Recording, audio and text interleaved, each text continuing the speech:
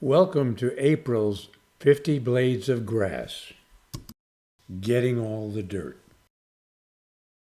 John, it's been a while. We've had rainy, cold start of the year. I mean, as you commented to me last week, the number of frost days is just unbelievable for us, this club, and so on.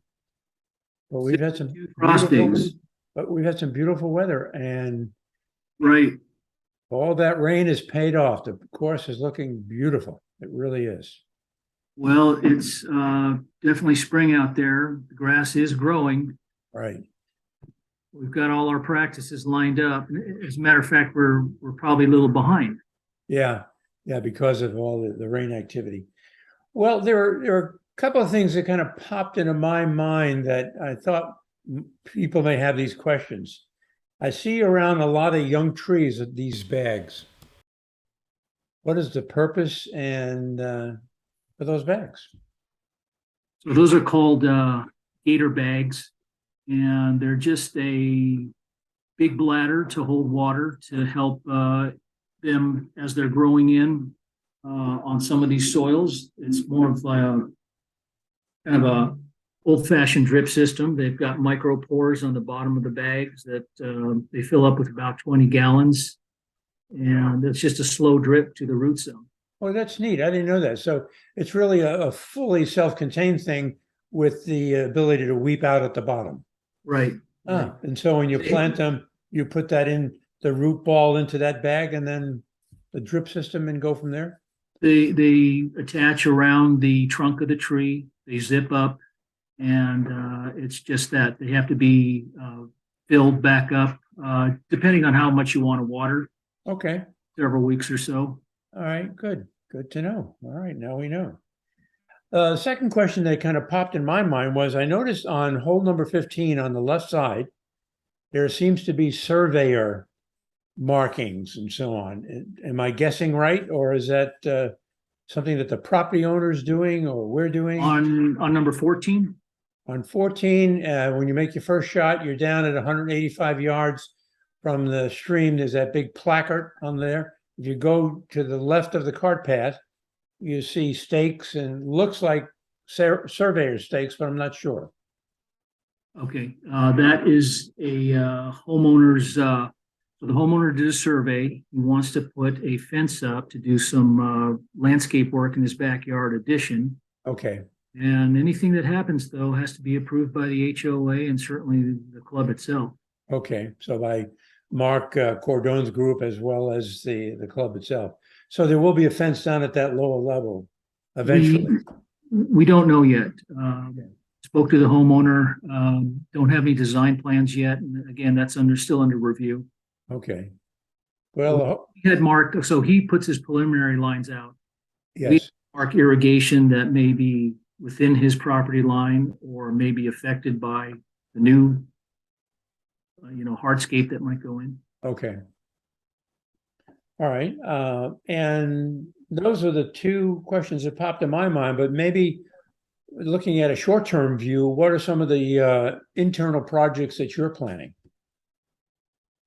We have actually several. We have some backlog drainage projects we have to do along number 4, again back on 14, on 17 cart path.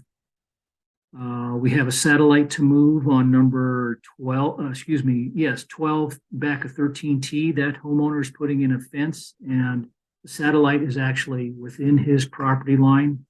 Okay. There And are when you say satellite, for clarification, what is that?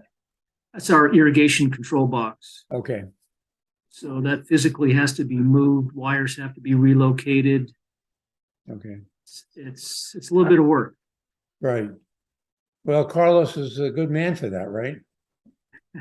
Yeah, he will definitely be part of that. Okay. We are getting some technical, consulting and advice from Rainbird itself. Okay. So we know, I mean, there's a lot of wires that go into these satellites. Yeah, I would think there would be.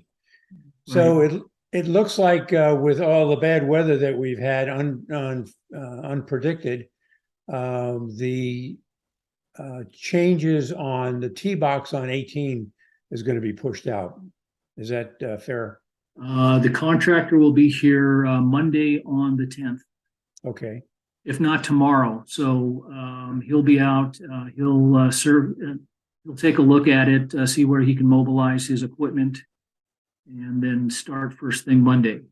okay, We will be marking any irrigation for Okay. him, just identifying valves, and he may be stripping that right away.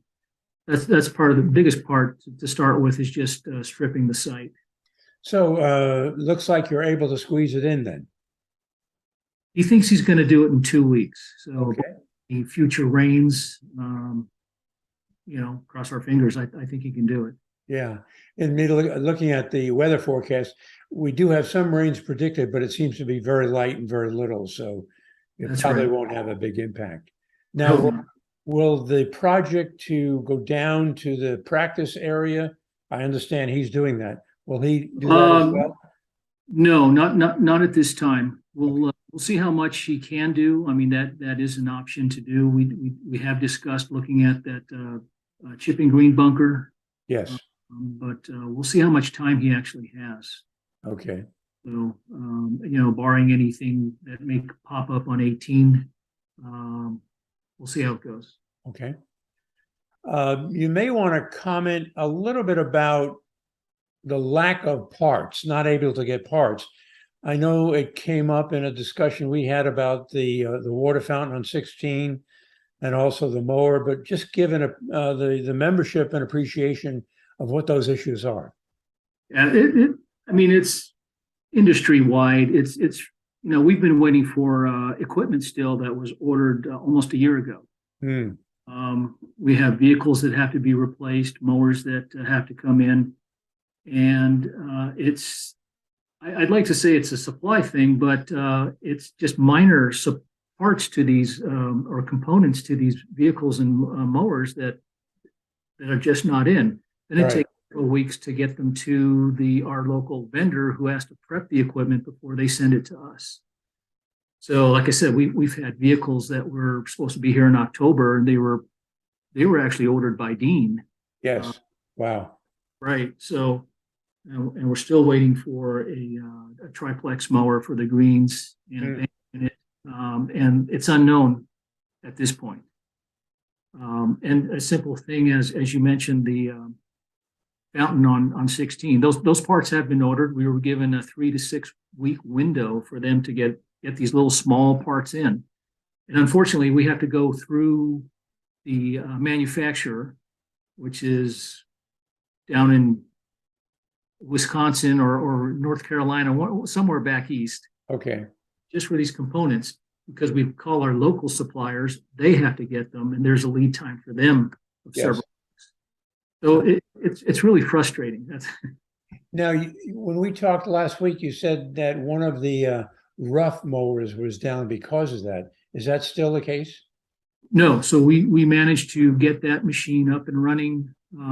It's an older machine. It has some issues, but we managed to take care of the issue at hand there. Just minor relay electrical components that had to be replaced. Okay. Not related to operational, but more for smog control. Is that right? Emissions, right? Emissions control. Interesting that everything nowadays is really controlled electronically, to keep the air safe and sound. So, well, some other projects that you might have down the road in the near term? Well, it's not so much projects, but just ongoing maintenance detail, bunker sand, and just everything involved in just normal grooming, cutting around irrigation heads, valve boxes, drainage. We do have some landscape projects I can think of as far as the front entry, just annual replanting, freshening up some of the landscape on number 2 and 4 tees. That's we're looking at the back of number 7 green to clean that landscape up. Okay. So there's a number of smaller landscape projects that we have. So are we done with green number 8 landscape on the hill? No, Okay. not so much on the hill, but just where the trees were. Right. plan there is to go ahead and backfill soil on that just to cover all the old pine root zone areas and then eventually overseed that to smooth that area out. Okay. And all the trees are in place, and I guess over time, in fact, even in the spring, they'll start filling out. So that should look a little better as well. Definitely. We also have the pump station there, the booster station there that Right. has to be cleaned up. Speaking of booster station or pump stations, we just did have some recent work on that station. A booster pump was reinstalled. Excuse me, a pressure maintenance pump was reinstalled there, and we had some check valves just yesterday replaced at our main station on number 3. Okay. So on the 18th tee, which is on top of that hill, is there going to be a big retaining wall that is going to be put in place? No, this is a revised plan. It's going to be more of a cut and fill and expanding some of the tee areas, joining some of the tee areas together. Some cart path extensions, some cutouts there. It creates a little larger teeing area for the back, the blue and the black tees. The other 2 tees will be expanded as well. Okay. And go ahead. And then irrigation, the rodent fabric will be placed on these tees, and any needed drainage as well. Okay. I know that the ladies' tee is usually the middle ladies' tee. I think is usually the one they use on the men's invitational to shoot from 18 over to 8. So now that we don't have those trees, it's going to be a different shot. I don't know if you recall ever seeing that. I do. It's always, you can see it now.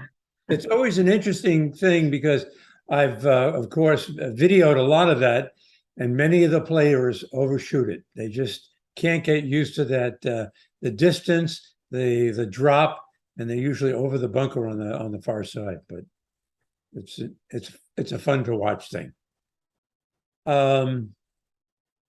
Any other, I wouldn't say major projects other than just day-to-day things that any of the team is planning to do? We are certainly going to pick up our quad aerification on the greens. Okay. We have to make up for the aerification that wasn't done this spring. So we've done already 1 quad aerification. These are the small micro times go in. Well, again, our main focus is to manage the organic matter content in the greens. So we're going to be more aggressive with our micro tining, our sanding, our verticutting, just thatch management on the greens.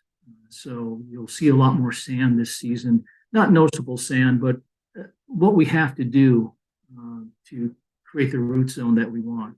Okay. Now, you said you're going to be addressing the bunkers. Are you just going to be adding more sand, or? With 40 inches of rain, I was going to say, with 40 inches of rain, a lot of sand just shifted around. And Okay. I mean, there's a lot of bunkers that really need additional sand, but also some of that sand just pretty much excavated from the bottom where it all settled and pushed Yes. back around where it should be. My age-old pitch of I love the sand in 15 on the right side. It's nice and coarse, and I can get out of it easier than the other stuff, but I don't think that's going to change. No plans for the moment, anyway. Okay. I had a chance to play Orinda, and I was speaking with one of the members there, and they said, I asked them, I said, where are the ball washers? And they said, well, our superintendent doesn't like those things. They're hard to maintain. So he took them all out, all but 4. It's good to know that we have a great superintendent that is really interested in what the members want rather than the reverse at our club. So I want to commend you. You stack high in terms of the local superintendents in the area. Yeah. And that's important. It's important to us. So, anything else you'd like to add?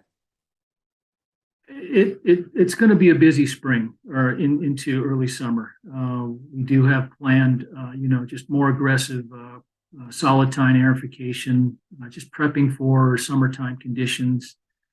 Smaller little projects, filling in bare spots as always. Just so some of the practices aren't necessarily scheduled, but reaction to what's currently happening on the surface. Okay. Well, I'll end with a little, I guess, positive note for the members. I know that I occasionally have a pizza lunch scheduled with the team, the maintenance team, and they enjoy it. And we just bring pizzas in and soda, and we have a good time meeting them. It would be nice if some of the other members took an opportunity, went over to John's office and say, hey, look, I'd like to bring some pizzas over someday and meet with the guys. So I'll pass this on this video, and hopefully you'll get more activity. More than welcome. Thank you, Jim. Very, very good. All right. Thanks for taking the time, and we'll catch you the next time. All right. Thanks, Jim. All righty. Take care. All right. Now, don't forget to send me those questions. That makes this podcast go. So remember, send them to this email address right up here. Thanks again for your help. Or you can add your questions below in the comment field. And don't forget to give me some likes.